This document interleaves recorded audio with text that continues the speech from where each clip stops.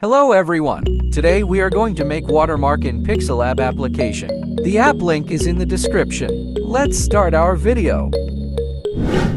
Open the app.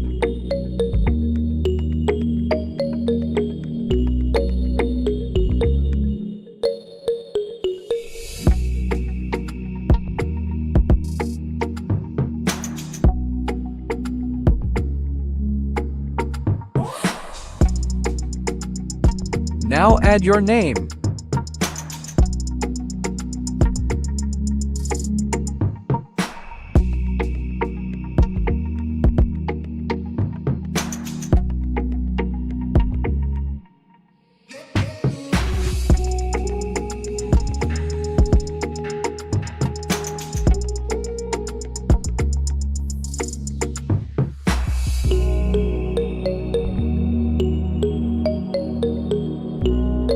Font link is in the description. If you want to add font style, then click here and add your font.